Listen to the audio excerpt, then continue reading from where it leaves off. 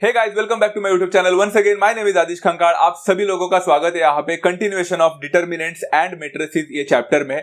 आज हम यहाँ पे करेंगे लेक्चर नंबर 2 जो कि एचएससी क्लास 11 के लिए। जैसे मैं हमेशा से बोलते आ रहा हूँ, ये अभी भी फिर से बोलता हूँ बच्चों, एचएससी क्लास 11 महाराष्ट्र बोर्ड के लिए भले ही मैं केटर कर रहा हूँ, बट डिटर्मिनेंट्स एंड मैट्रिसेस हो या बहुत सारे ऐसे चैप्टर्स है जो कोई भी बोर्ड के आप बिलोंग करते हो या फिर आप एनसीईआरटी से पढ़ते हो या कहीं से भी हो, तो भी ये सारे चैप्टर सेम ही होते हैं एक तरह से। यहाँ तक कि मैं कर्नाटका का बोर्ड का देखा हूं तो वहां पे भी डिटर्मिनेंट्स एंड मैट्रिसेस है। So every other state has this same to same chapters. इसलिए आप कोई भी बोर्ड के हो या फिर आप कौन सा भी प्रिपरेशन कर रहे हैं, चाहे आप सीईटी का प्रिपरेशन कर रहे हैं या आप जेई का प्रिपरेशन कर रहे हैं, all these things are going to be the same. इसलिए आप इसको अच्छी तरह से पढ़ सकते हैं, क्वेश्चंस अलग अलग सॉल्व करने का मौका भी मिलेगा। आज हम यहाँ पे डिटर्मिनेंट्स एंड मैट्रिसेस का एक बहुत ही ज्यादा इंपॉर्टेंट कॉन्सेप्ट पढ़ने वाले हैं बच्चों। बहुत ज्यादा का मतलब है एकदम ज्यादा इंपॉर्टेंट है।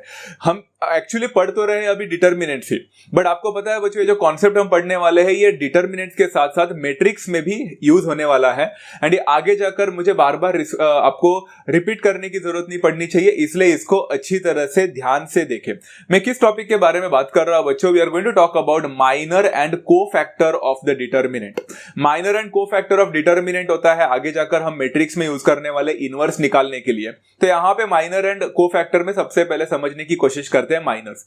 इसके पहले बच्चों अगर आप लोग को एक बात बतानी है, माइनर्स के पहले अगर आप लोग ने ऑर्डर 3 का डिटर्मिनेंट का एक्सपांड कैसे करने का है, डिटर्मिनेंट का वैल्यू कैसे निकालने का है, ये अगर नहीं सीखा होगा तो प्लीज जाकर पहले वो वीडियो देख लेना। उसका लिंक यहाँ पे डिस्क्रिप्शन में मिल जाएगा, सजेस्टेड वीडियोस में आ जाएगा। बिकॉज जब तक आप लोग वो नहीं समझ पाओगे, आप लोग को ये थोड़ा सा नहीं समझेगा। तो प्लीज जाकर पहला लेक्चर नंबर 1 को देखिए, आधे घंटे का वीडियो है, अच्छी तरह से समझ में आ जाएगा। Then you can continue with this part. अगर आपने वीडियो देखा है तो चलो स्टार्ट करते हैं। यहाँ पे minor of element of determinants मतलब डिटर्मिनेंट के हर एलिमेंट का माइनर निकालना है तो वो कैसे निकाला जाता है, बहुत ही इंपॉर्टेंट कॉन्सेप्ट है। माइनर मतलब कैसे निकालना है, इसके पहले मैं आप लोग को एक डिटर्मिनेंट दिखाता हूं, जो कि डिटर्मिनेंट कुछ इस हिसाब से दिख रहा है। A11, A12, A13, A21, A22, A23 and A31, A32, A33। इसका हमारे पास एक डिटर्मिनेंट है, तो मैंने डिटर्मिनेंट दिखा दिया।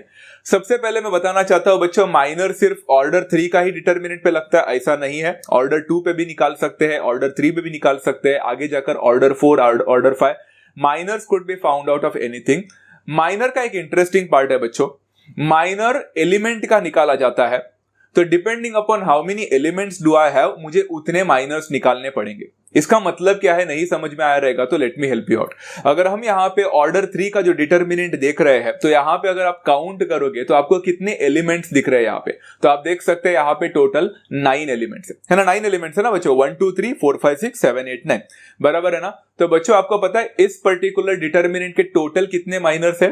9 माइनर्स है सच में। तो माइनर्स आपको कैसे निकालना है, मतलब माइनर हर एक का अलग अलग रहेगा। मतलब A11 का एक अपना खुद का एक माइनर रहेगा, अपना अपना एलिमेंट का अपना खुद का एक माइनर, कैसा होता है। तो यहाँ पे 9 एलिमेंट्स है तो टोटल 9 माइनर्स हो जाएंगे। Very simple thing to understand. But minor होता क्या, समझने की कोशिश करते हैं with the help of a formula. ये फॉर्मूला बहुत सिंपल है बच्चों, चुटकी भर में हो जाता है। चलो सबसे पहले माइनर की बात करेंगे, तो हम हर एक एलिमेंट के माइनर के बारे में बात करेंगे। तो सबसे पहला जो मैंने माइनर लिया है वो कौन से एलिमेंट का लिया है? A11 का लिया है। तो माइनर ऑफ A11 कैसे निकाला जाता है? बहुत सिंपल है। जिस एलिमेंट का हम माइनर निकालने वाले हैं, ये हमने पिछले लेक्चर में भी इसके बारे में डिस्कस किया था बच्चों। तो माइनर जो होता है बच्चा, जिस एलिमेंट का निकाल रहे हैं उस हिसाब से उसको नाम दिया जाता है। जैसे A11 का माइनर निकाल रहे हो तो उसको बोला जाता है M11। M will B capital over here. तो M11 का मतलब होता है बच्चा minor of the element A11। मतलब first row and first column में जो आपको दिख रहा है एलिमेंट है A11, उसका माइनर को डिनोट किया जाता है M11। वैसे A21 का क्या हो जाएगा तो M21 बन जाएगा, A31 का क्या बनेगा M31 and so on and so fourth. Okay, but इसको निकालना कैसे? सिंपल है बच्चों, देखो ध्यान से, आपको समझ में आ जाएगा। A11 कहां पे था, हमें माइनर A11 का निकालना है ना। तो A11 जहां पे आप लोगों को दिख रहा है ना, वो पर्टिकुलर रो को और कॉलम को आपको स्ट्राइक आउट मारने का। ये कुछ याद आ रहा है बच्चों, हम लोग ने ऐसा कुछ किया था डिटर्मिनेंट को एक्सपांड करने वक्त भी, यही हम लोग ने जो यहाँ पे जो किया है ना, वही चीज वहां पे भी कॉन्सेप्ट यूज किया था, तो वही होने वाला है। तो यहाँ पे A11 का अगर मुझे माइनर निकालना है तो A11 से रिलेटेड जो भी कॉलम है एंड जो भी रो है उसको स्ट्राइक आउट करेंगे। एंड वो करने के बाद बच्चों जो बचा हुआ एलिमेंट है वो होता है, उसका डिटर्मिनेंट होता है माइनर, मतलब यहाँ पे M11 जो होगा तो it will become A22, A23, A32 and A33। ये होगा बच्चों इसका डिटर्मिनेंट। अगर आप निकालोगे तो आपको माइनर मिल जाएगा। इतना सिंपल सा कॉन्सेप्ट है। चलो अगर आप लोग को एक और चीज समझनी है, एक और बार माइनर के बारे में समझना है, तो क्यों ना एक और माइनर लिया जाए। इस बार मैं बोल रहा हूं माइनर ऑफ A22 निकालो। तो what will be the minor of A22? तो आप देख सकते हैं बच्चों माइनर ऑफ A22 को सबसे पहले हम M22 करके बोलेंगे, where M will be upper case, M22 capital M हो जाएगा। एंड M22 कहां पे दिख रहा है बच्चों? आप अगर देखोगे तो वो तो second column and second row में लाई कर रहा है। तो second column and second row को हम यहां पे कैंसिल आउट, स्ट्राइक आउट करेंगे, स्ट्राइक आउट मन में करेंगे एंड जो बचा हुआ जो एलिमेंट होगा उसका डिटर्मिनेंट निकालेंगे। तो डिटर्मिनेंट किसका होगा बच्चा? यहां पे the determinant will be A11, A13, A31 and A33 respectively. तो इसका हम जब डिटर्मिनेंट निकालेंगे, जो कि आसानी से निकाला जा सकता है, 2/2 का मैट्रिक डिटर्मिनेंट है, अगर हम उसको सॉल्व करते हैं तो आपको माइनर मिल जाता है। ऐसे बच्चों आप लोग को 9 बार सॉल्व करना पड़ता है। अगर आप 9 बार सॉल्व करोगे तो आपको 9 डिफरेंट माइनर्स मिलेंगे, तब जाके मार्क्स मिलता है। बट हाँ, ऐसे टाइप ऑफ क्वेश्चंस बच्चों बहुत लेंथी होते हैं, सिंपल होता है बट लेंथी होता है। But majority of the people make a mistake in the science and everything, क्योंकि माइनर निकालने के बाद को फैक्टर भी निकालने को बोलते हैं एक ही क्वेश्चन में। मार्क्स थोड़े अच्छे खासे मिल जाते हैं वहां पे, बट आपको जरा संभल कर करना होता है। आगे जाकर हम उससे रिलेटेड क्वेश्चंस भी करने वाले हैं, डोंट वरी। तो बच्चों मैंने यहाँ पे वैसे तो 9 माइनर्स निकालना था, मैं इतना टाइम आपका वेस्ट नहीं करना चाहता था। यहाँ पे मैंने आप लोग को एक रफ आइडिया दिया है कि कैसे माइनर्स निकाला जा सकता है। अब बाकियों का माइनर्स का भी फॉर्मूला ऐसा बना सकते हैं, बट ये फॉर्मूला आपको रटना नहीं है। चलो बच्चों यहाँ पे अगर हम बात करेंगे कोफैक्टर के बारे में, तो let me help you out with cofactor. अभी माइनर समझ में आया बच्चों? होपफुली सभी लोगों को माइनर समझ में आ चुका है। आपको माइनर समझ में आ गया तो let's try to understand what do you mean by the cofactor of the elements of determinants. बच्चों जितने माइनर्स होते हैं उतने ही कोफैक्टर्स होते हैं। मतलब अगर मेरे पास 9 एलिमेंट्स है, मेरे पास 9 एलिमेंट्स है, तो मेरे पास माइनर्स कितने हो जाएंगे? 9 ही होंगे, क्योंकि जितने एलिमेंट्स होते हैं उतने माइनर्स होते हैं एंड जितने एलिमेंट्स होते हैं उतने ही कोफैक्टर्स होते हैं। तो बच्चों 9 एलिमेंट्स के 9 माइनर्स होंगे एंड 9 कोफैक्टर्स होंगे। बट बच्चों कोफैक्टर को निकालने का एक स्पेसिफिक फॉर्मूला जो है, आप तब तक कोफैक्टर नहीं निकाल पाओगे जब तक आपको माइनर ना मिले। मतलब cofactor is completely dependent upon minor. जब तक आपको माइनर नहीं मिलता है तब तक आप कोफैक्टर नहीं निकाल सकते। ऐसा क्यों? समझने की कोशिश करते हैं। कोफैक्टर ऑफ AIJ, IJ क्या होता है? I मतलब आयत रो, J मतलब जेथ कॉलम। ओके, I मतलब आयत रो, J मतलब जेथ कॉलम। जो 1 1 1 2 1 3 2 1 2 2 किया था ना, वो I एंड J रेस्पेक्टिव है। हम उसको स्टैंडर्ड में I और J बोलते हैं। तो कोफैक्टर ऑफ AIJ का फॉर्मूला अगर हम बात करेंगे ना बच्चों, तो फॉर्मूला जरा ध्यान से देखना। मैं पहला जनरल फॉर्मूला बताता हूं, फिर आगे जाकर आप लोग को पर्टिकुलर सॉल्यूशन देने की कोशिश करूंगा। Cofactor of AIJ is always equal to -1। हाँ, मतलब पहला सबसे पहले मैं ये बता देता हूं कि डिनोट कैसे किया जाता है। कोफैक्टर को डिनोट किया जाता है बाय कैपिटल C, तो कैपिटल CIJ बोलते हैं इसको। तो ये हो गया आपका cofactor, that is always equal to -1। पहली बात, -1 इज कांस्टेंट, -1 हर जगह पे आने वाला है। -1 टू द पावर मतलब रेज टू आपका जो भी रो और कॉलम का नंबर है। वो यहाँ पे क्या है, मेरा रो में नंबर क्या है? I है, एंड मेरा J में नंबर क्या, मतलब कॉलम में नंबर क्या है? J है। तो it will become I plus J। I plus J समझाने की कोशिश करता हूं, ध्यान से सुनो, स्टार्टिंग में रहेगा तो थोड़ा कंफ्यूजन हो सकता है। तो cofactor is always equal to -1 to the power I plus J multiplied by the minor of IJ। जो भी आपका एलिमेंट था, जो भी जहां पे भी था, वो कौन से भी रो और कौन से भी कॉलम में था, उसका माइनर के साथ बाद में उसको मल्टीप्लाई करना पड़ता है। तो आपने देखा बच्चों, आपका कोफैक्टर जो है वो किसके ऊपर डिपेंड करता है? माइनर के ऊपर, क्योंकि जब तक आपको माइनर ही ना मिले आप इस फॉर्मूला को कभी सॉल्व ही नहीं कर पाओगे, बिकॉज माइनर ही नहीं है आपके पास। चलो अगर आप लोग को ठीक से नहीं समझ में आया रहेगा तो मैं आपको कुछ एग्जांपल्स देना चाहता हूं। सबसे पहले अगर हम बात करेंगे कोफैक्टर ऑफ A11 क्या होगा, तो AIJ था ना, वहां पे अभी I के जगह पे 1 को रिप्लेस किया एंड J के जगह पे भी 1 को रिप्लेस किया। तो इसका क्या होगा? इसको हम पहली बात तो कोफैक्टर है तो इसको बोलेंगे C11 करके। ओके, माइनर को M11 बोलते हैं, कोफैक्टर को C11 बोलते हैं। That will be equal to how much? तो सिंपल है, पहली बात तो -1 विल रिमेन कांस्टेंट, ये तो सेम ही है। Raise to the power I plus J, तो आपका I मतलब सबसे पहला नंबर, J मतलब दूसरा नंबर। रिप्लेस मत करना, उल्टा मत करना। ओके, तो I प्लस J मतलब क्या बनेगा? 1 प्लस 1। तो यहाँ पे 1 plus 1 multiplied bye MIJ, MIJ मतलब M11। आपको M11 कैसे निकालना है मैंने सिखाया, तो वो यहां पे रिप्लेस होगा। एंड -1 टू द पावर 1+1 मतलब क्या हो जाएगा, -1 का स्क्वायर। -1 का स्क्वायर होता है +1, तो 1 इंटू M11 आपको M11 मिलेगा। मतलब C11 का value is always equal to M11 का वैल्यू। आपको रटना नहीं है, बट मैं बोल रहा हूं हमने यहां पे खुद ही बनाया है। C11 का जो भी वैल्यू रहेगा वो M11 के साथ मैच करेगा। क्यों? क्योंकि 1 1 है, 1 + 1 2 होता है, -1 का स्क्वायर हमेशा +1 देगा, तो +1 into minor will always give me the minor. But हमेशा पॉजिटिव ही देता है क्या, ये समझने के लिए एक और एग्जांपल देता हूं। Cofactor of A23। अगर आप लोगों को किसी ने तो A23 का कोफैक्टर निकालने बोला, तो पहली बात तो कैसे डिनोट करोगे, C23 करके करोगे। इसमें फॉर्मूला में सब्स्टिट्यूट करते हुए क्या होगा, -1 will always remain the same, वो तो हमेशा होगा, बट ऊपर का जो पावर है वो बदलेगा। वो क्या था, I+J था। I+J मतलब यहां पे क्या है, 2 + 3 हो जाएगा, multiplied by the minor of that particular element, मतलब M23 हो जाएगा। अगर हम इसको सॉल्व करने की कोशिश करते हैं बच्चों, तो -1 टू द पावर 2 + 3 तो 5 होता है। अब -1 to the power odd power रहेगा, तो -1 का क्या बन जाता है, -1 ही हो जाता है। तो -1 multiplied by M23 becomes -M23। मतलब बच्चों इससे आप लोगों को क्या सीखने को मिला बच्चों, what did you understand from here? You understood a very important concept here, and वो इंपॉर्टेंट कॉन्सेप्ट क्या है? वो कॉन्सेप्ट ये है कि बच्चों आपका माइनर एंड आपका कोफैक्टर वैल्यू हमेशा सेम रहेंगे, जो मैग्नीट्यूड रहेगा वो हमेशा सेम रहेगा, बट साइन बदलते रहेंगे। जैसे जैसे आपका जो एलिमेंट है उस हिसाब से उसकी सिर्फ साइन बदलेंगे, उसका मैग्नीट्यूड हमेशा हमेशा सेम रहेगा। मतलब M11 का वैल्यू अगर 2 है तो C11 का वैल्यू भी 2 ही रहेगा।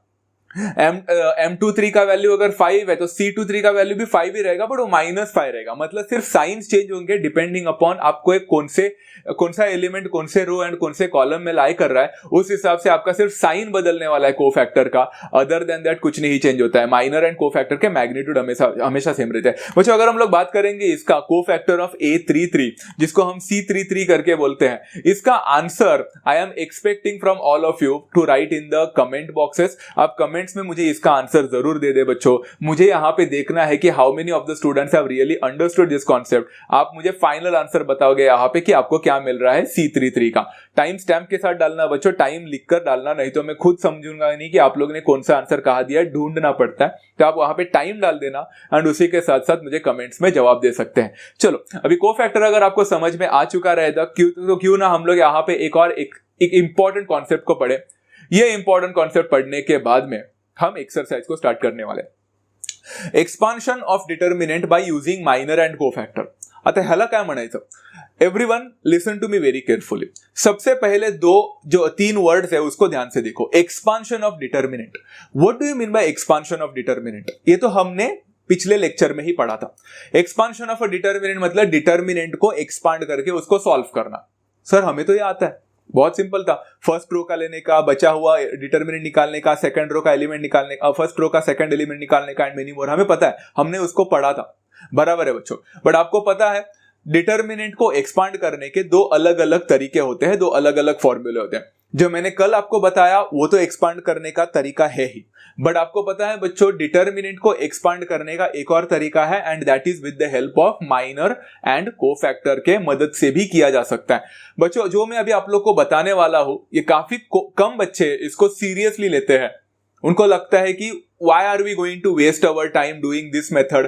हमें वो मेथड आता है ना, तो हम उसी मेथड से करेंगे। बिलीव मी, मैंने भी ऐसे ही किया था अपने कॉलेज लेवल में कि why do I go with minor and co-factor वाला थिंग। मुझे वो वाला एक्सपांशन का मेथड आता है ना, तो बस हो गया। बट यही सबसे बड़ी गलती है। आपको पता है बच्चों, expansion of a determinant by using minor and cofactor, ये क्वेश्चन जो होता है ना, ये एक शॉर्टकट का काम करता है आपके एग्जामिनेशन के लिए, खासकर जेई और सीईटी के कॉम्पिटिटिव एग्जामिनेशन के लिए। This kind of formula actually serves as the shortcut method for all of you. तो शॉर्टकट का इस्तेमाल कहीं ना कहीं होना अच्छी बात होती है, आपको अगर लॉजिकली समझा होगा तो।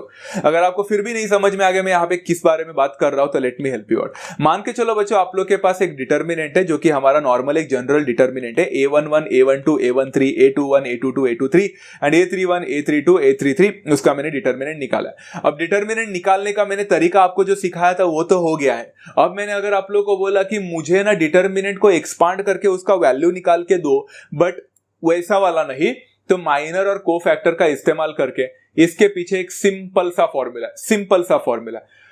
एंड फॉर्मूला क्या है बच्चों, ध्यान से सुनो। अगर मैंने बच्चों यहां पे कोई भी एक रो को कंसीडर किया, आप यहां पे कोई भी रो को कंसीडर कर सकते हैं, आप यहां पे कोई भी कॉलम को कंसीडर कर सकते हैं। मैंने सोचा कि let us consider first row, first row. तो मुझे बताओ बच्चों फर्स्ट रो में आपको कौन से एलिमेंट्स दिख रहे हैं? फर्स्ट रो की बात कर रहा हूं, मन में सोचो कौन सा एलिमेंट दिख रहा है? A11, A12 एंड A13, बराबर है। तो आपको एक्सपांड करने के लिए क्या करना है मालूम है? एक फॉर्मूला यूज करना है। A11 जो कि फर्स्ट रो का फर्स्ट एलिमेंट है, मल्टीप्लाई करना है उसी का कोफैक्टर C11, A11 C11।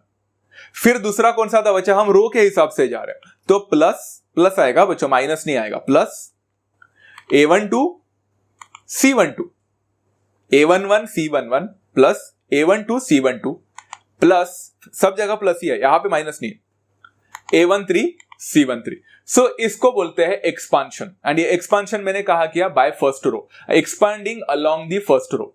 कुछ बच्चे बोलेंगे कि मुझे फर्स्ट रो नहीं लेने का था, मुझे तो फर्स्ट कॉलम लेने का था, या फिर सेकंड कॉलम लेने का था, या फिर थर्ड कॉलम लेने का था। तो मैंने क्या किया मालूम है? एक्सपांड करने का एक और फॉर्मूला बना दिया।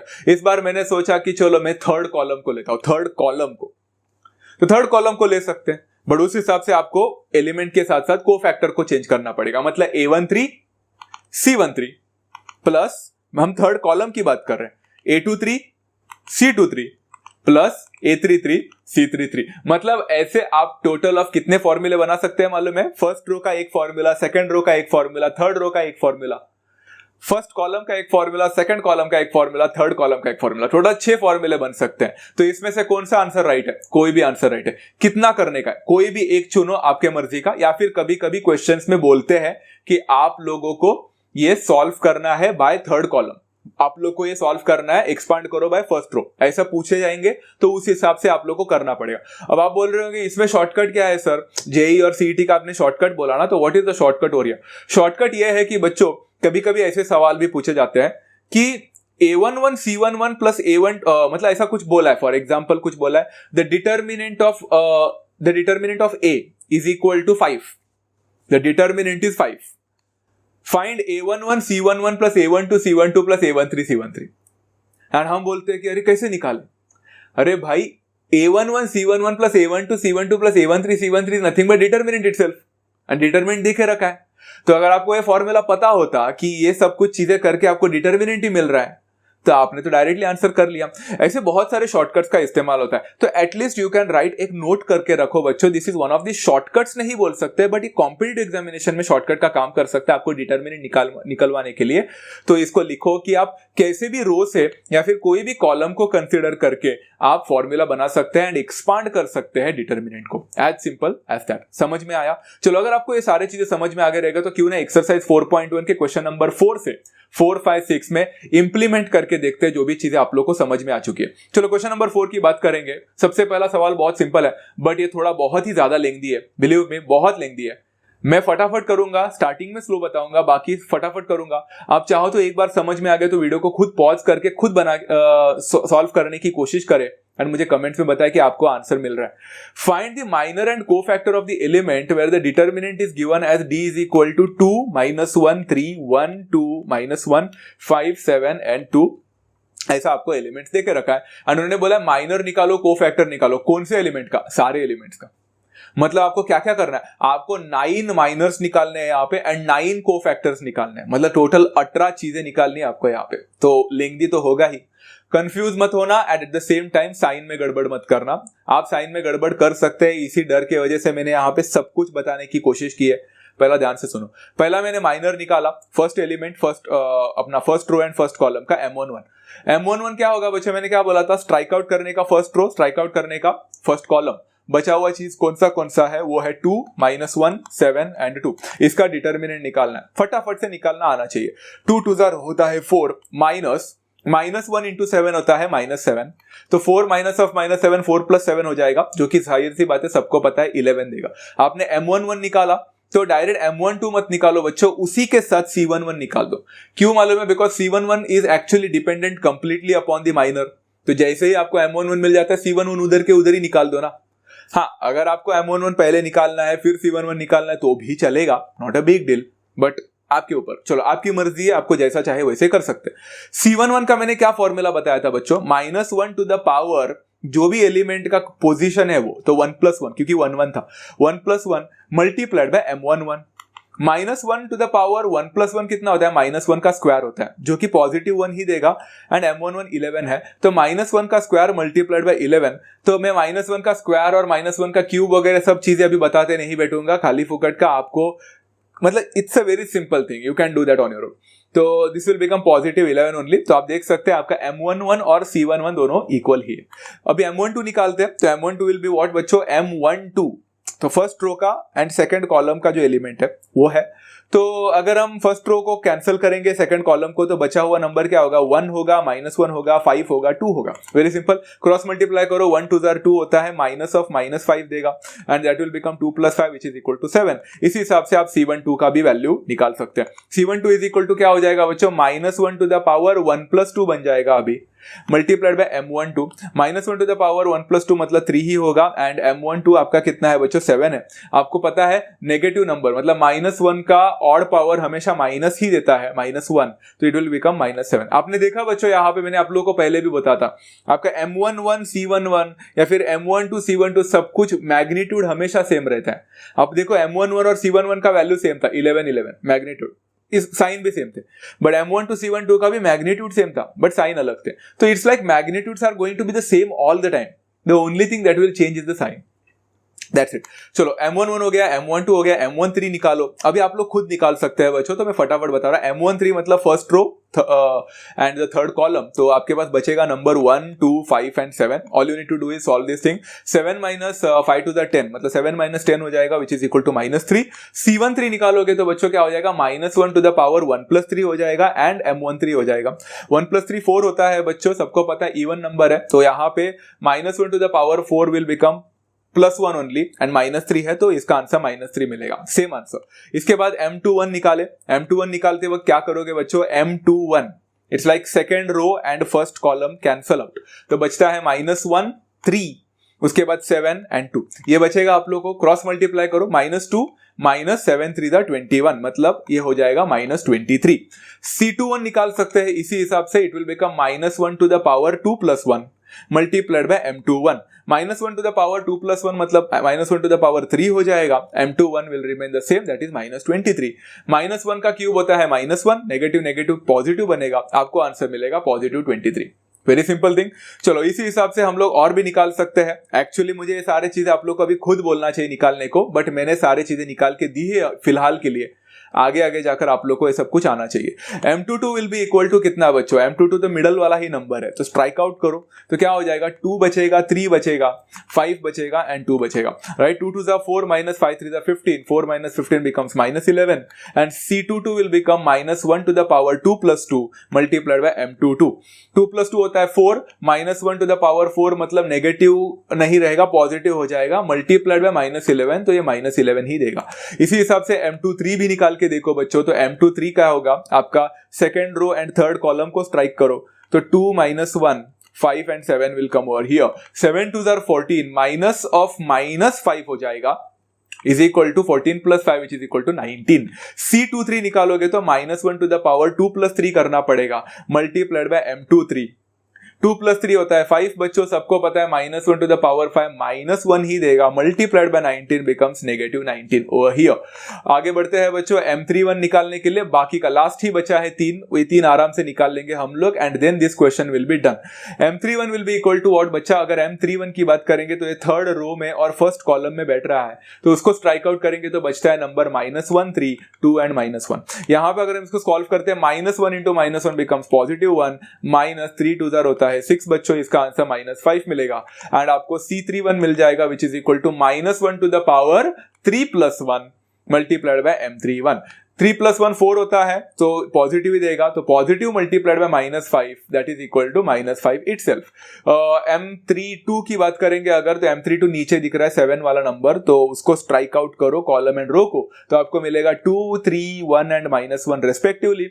2 इंटू -1 -2 होता है, 3 2 -6 3 2 नहीं 3 1 3 है, तो -2 -3 becomes -5, At the same time, if you want to find out C32, that will be equal to -1 to the power 3 plus 2 multiplied by M32.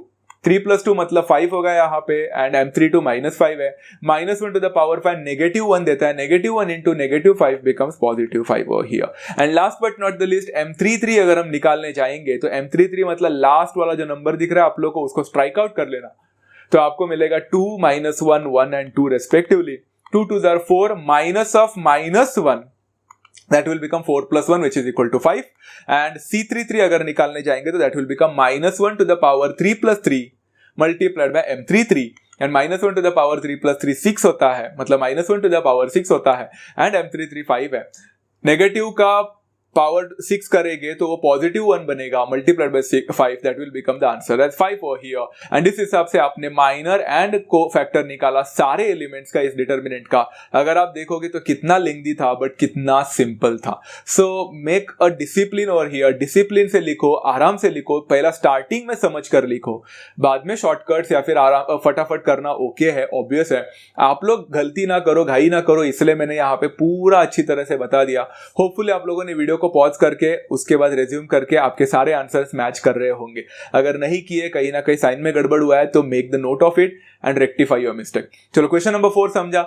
Don't you really think बच्चों, please tell me in the comments as well कि minor and cofactor निकालना बहुत ही ज्यादा चिंदी topic था, बहुत simple था ना. ऐसा लगा था ना पहले कि minor and cofactor will be something new और here very difficult, but it's not right. चलो क्वेश्चन नंबर 5 की अगर हम लोग बात करेंगे यहाँ पे, तो the question is evaluate a is equal to the determinant 2 -3 5 6 0 4 1 5 -7. Also find minor and cofactor of the elements in the second row of determinant and verify सब question number 1 -a21 m21 plus a22 m22 minus a23 m23 is equal to value of a, and also verify over here a21 c21 plus a22 c22 plus a23 c23 is equal to the value of a. सच बताओ ना बच्चों, यहाँ पे एक ही question में आपको 4 questions पूछे हैं. कौन से 4 क्वेश्चंस पूछे हैं? सबसे पहले बोला इवैल्यूएट. इवैल्यूएट मतलब वैल्यू निकालना. वैल्यू निकालना है a का. उन्होंने ऐसा नहीं बोला है बच्चों वैल्यू निकालो with the help of minors and cofactors. तो आपको वैल्यू निकालने बोला है तो आप किसी भी चीजों से वैल्यू निकाला जा सकता था, इसको you could have found out. दूसरी बात उन्होंने बोला है also find the minor and cofactor of elements. मतलब कौन सा? Minor and cofactor of element देखकर डर लगने लगा है बच्चों को, बोल रहे अरे सारे एलिमेंट्स का निकालना है क्या? ठीक से पढ़ो बच्चों. Also find minor and cofactor of the elements in the second row. Second row मतलब आपको माइनर एंड कोफैक्टर किसका किसका निकालना है. आपको सिर्फ minor and cofactor. Second row मतलब कौन सा a21 a22 and a23. Second row दिख रहा है बच्चों, उसके 3 मतलब आपको सिर्फ 3 माइनर्स निकालने हैं एंड आपको सिर्फ 3 कोफैक्टर्स निकालने हैं. एंड फिर एक बार आप लोग ने वो निकाल लिया तो आपको वेरीफाई करना है, मतलब आपको एक बार चेक करना है कि आपका सब क्वेश्चन नंबर ए और सब क्वेश्चन नंबर बी में LHS और RHS मैच कर रहा है कि नहीं. जो आपको वैल्यू ऑफ ए मिला है आपने इवेल्युएट किया था तभी.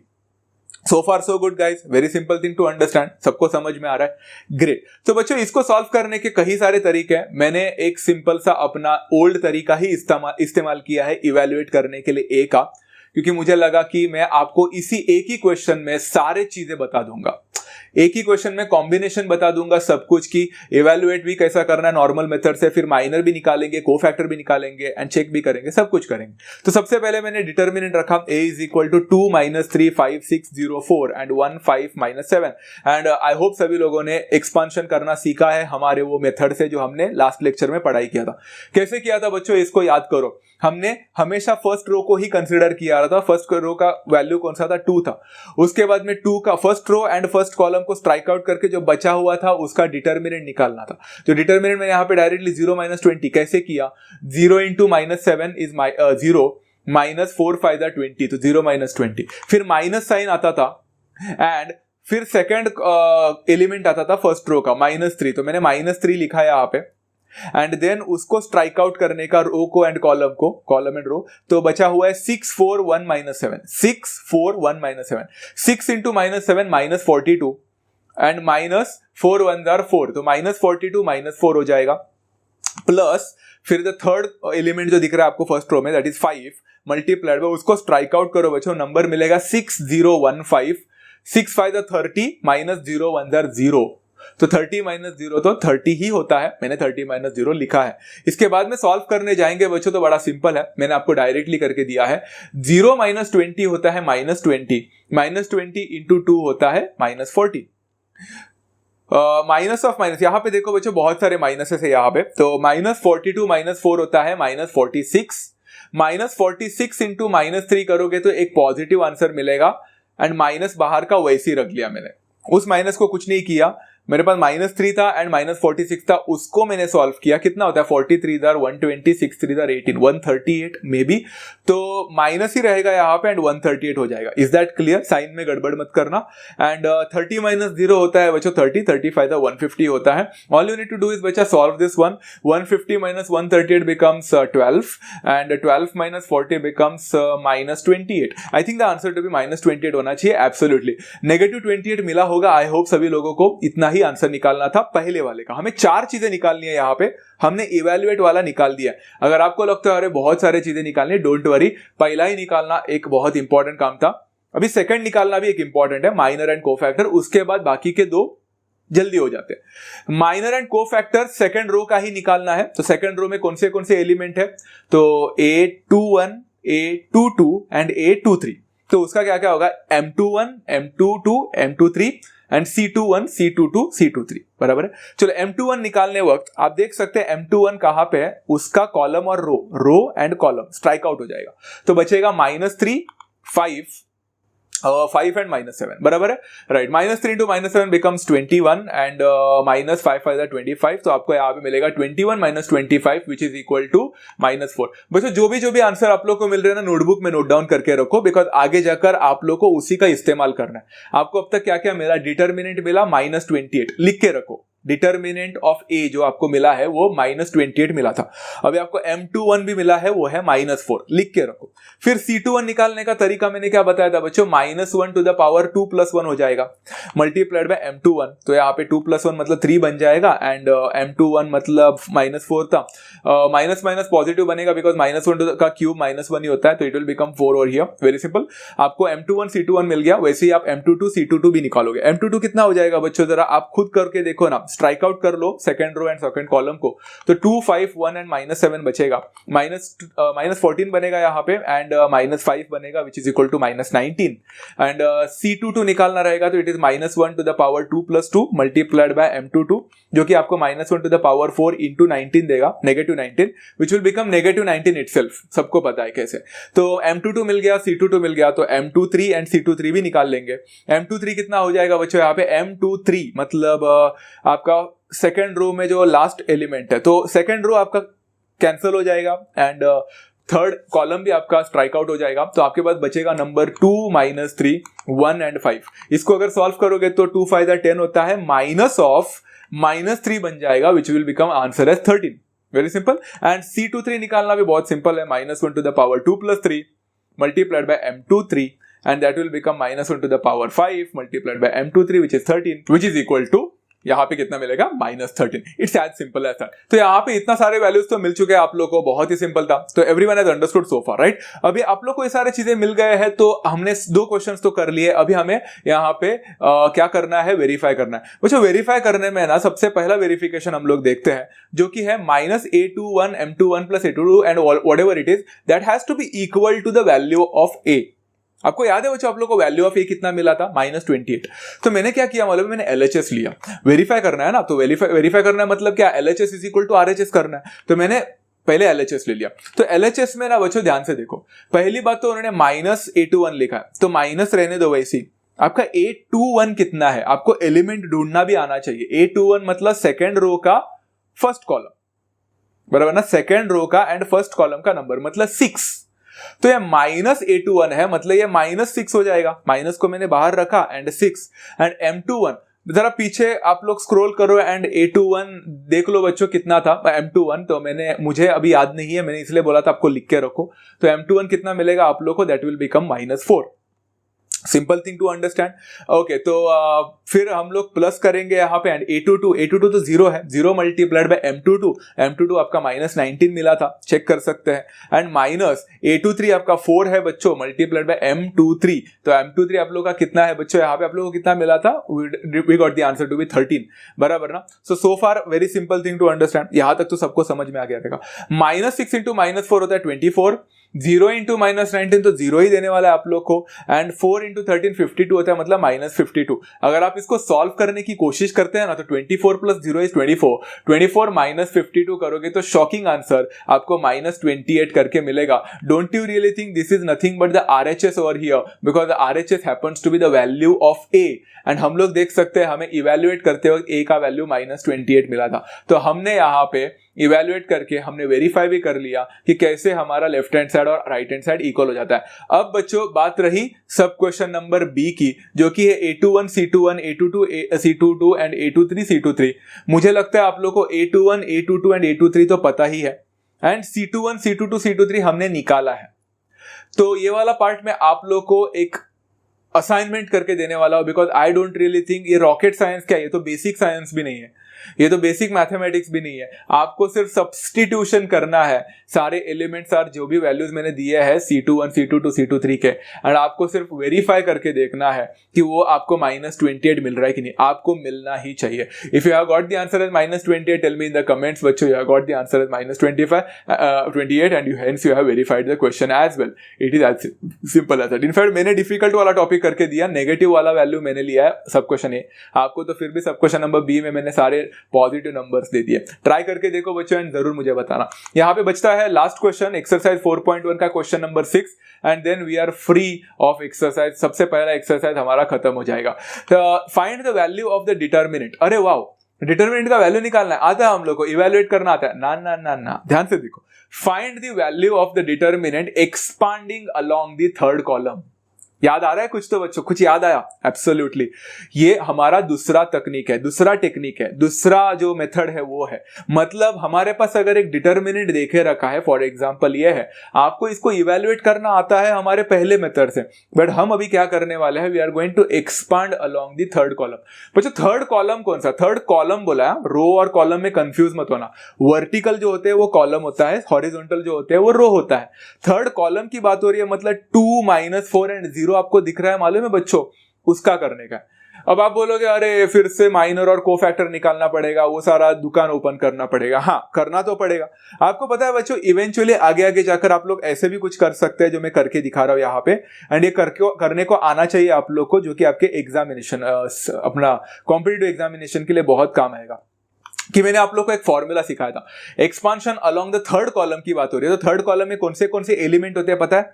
थर्ड कॉलम की बात हो रही है, तो कौन सा होगा बच्चा?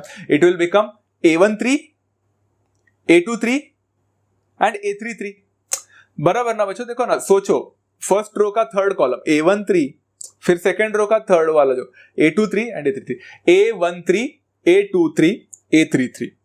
तो हमने फॉर्मूला क्या सीखा था बच्चा? अगर हमें थर्ड कॉलम से करना है, डिटरमिनेंट निकालना है, तो it will become A13 C13 plus A23 C23 plus A33 C33। यही फॉर्मूला सीखा था। जिस हिसाब से हम जाएंगे उस हिसाब से हमें वो एलिमेंट के साथ कोफैक्टर को मल्टीप्लाई करना पड़ेगा। यही फॉर्मूला मैंने सिखाया था बच्चों आप लोग को। एब्सोल्युटली, अगर उन्होंने हम लोग को थर्ड कॉलम के जगह पे थर्ड रो बोला होता तो क्या करना पड़ता? सिंपल है, थर्ड रो मतलब नीचे का रो है, तो क्या क्या वहां पे एलिमेंट बनते हैं बच्चों? वहां पे एलिमेंट बनता है A31 A32 एंड A33। तो फॉर्मूला क्या बनता है? A31 C31 plus A32 C32 plus A33 C33, ऐसा फॉर्मूला बनता है। तो सिंपल है बच्चों, आपको सिर्फ वो पर्टिकुलर एलिमेंट लेने हैं रो एंड कॉलम्स के, एंड फॉर्मूला बन जाता है। कौन सा भी करो आंसर सेम ही मिलता है, बराबर। अभी आप बोलोगे यार C कैसे निकाले? A13 तो निकालना आसान है सर, A13 is 2।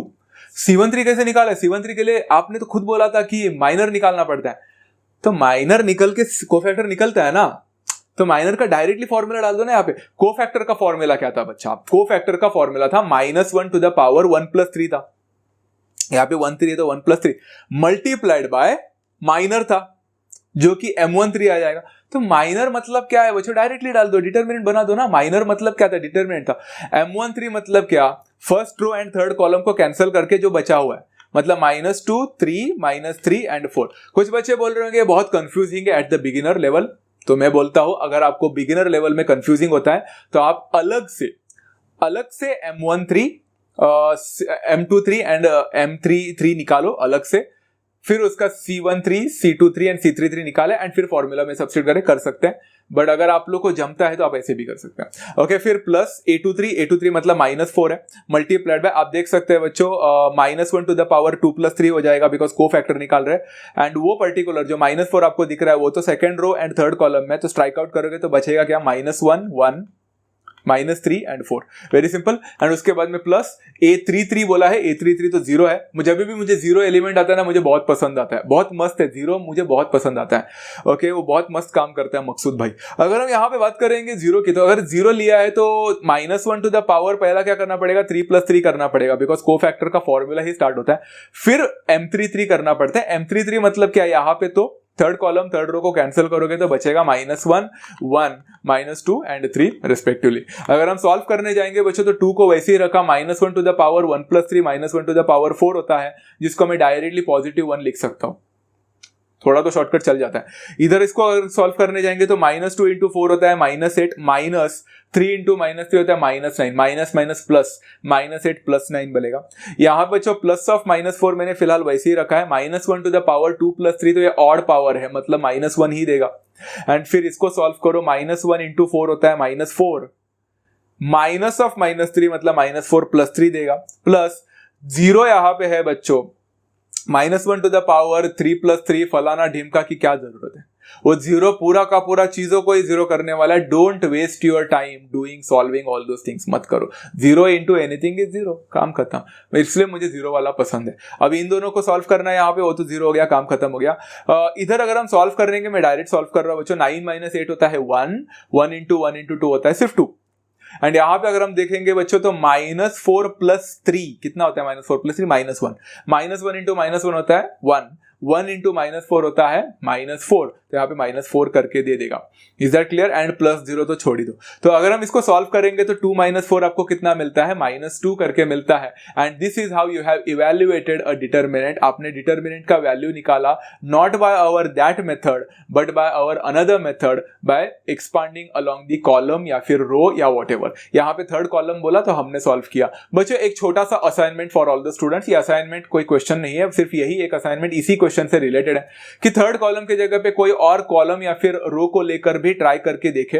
अगर मजा आ रहा है तो आप ट्राई करके देख सकते हैं। आपको -2 मिल रहा है तो देन यू हैव वेरीफाइड कि आप कौन सा भी रो या फिर कौन सा भी कॉलम लेकर कर सकते हैं। एट द सेम टाइम हमने जो मेथड लास्ट लेक्चर में पढ़ाई किया था, जो डिटर्मिनेंट निकालने का एक नॉर्मल मेथड है, उस नॉर्मल मेथड से भी इस डिटर्मिनेंट को सॉल्व करने की कोशिश करें एंड चेक करें कि क्या आपको -2 ही मिल रहा है क्या। इससे आपको एक तसल्ली मिलेगी। जो आपके मन में एक डाउट होता है कि क्या कोई भी डिटर्मिनेंट को कैसे भी वैसे निकाला जा सकता है, कि अगर उन्हें स्पेसिफाई नहीं किया है तो आपका उसका भी आंसर आप लोगों को खुद मिलेगा, मुझे पूछने की जरूरत भी नहीं पड़ेगी। सो ट्राई डूइंग अनदर मेथड। जब भी आप लोग के मन में आता है तो एक ही, अगर आप लोग के पास सामने 3 क्वेश्चन देकर रखे डिटर्मिनेंट को सॉल्व करने का, तो उसको कभी एक ही मेथड से सॉल्व मत करना। एक क्वेश्चन को एक मेथड से करने का, दूसरे क्वेश्चन को दूसरे मेथड से करने का, तीसरे क्वेश्चन को तीसरे मेथड से करने का, ऐसे अलग अलग करोगे ना बच्चों तो आपको क्या होगा मालूम है, you will be able to solve same type of questions in with different methods and आपको वो मेथड हमेशा से याद रहेगा। So try doing such kind of things, bring more curiosity in mathematics. The more curious you become, the better you understand maths and it becomes very much easier। तो इसी के साथ बच्चों आशा करता हूँ आप लोगों को आज का लेक्चर समझ में आ चुका है। आशा करता हूँ आप लोगों को ये वीडियो बहुत पसंद भी आया होगा एंड जो चीजें आपने मन में रखी थी, minor and cofactor will B one of the dangerous things, I hope ऐसा कुछ नहीं है और आपको माइनर एंड कोफैक्टर बहुत अच्छी तरह से समझा है। तो बच्चों अगर आप लोग को ये वीडियो पसंद आया रहेगा तो genuinely don't forget to show some love by liking the video and share with all your friends. This channel needs a lot of love and support from all of you guys. You are the only people that can actually grow my channel and जितना ज़्यादा grow होगा बच्चों, the more content I will be able to bring for all of you. And channel पे अगर नए होंगे, अगर video content पसंद आया रहेगा तो definitely you can subscribe to my channel। मिलते हैं बच्चों नेक्स्ट सेशन में, तब तक take care of yourself. A new concept determinants and matrices का बहुत मजा आएगा। तब तक take care, love you all and happy learning.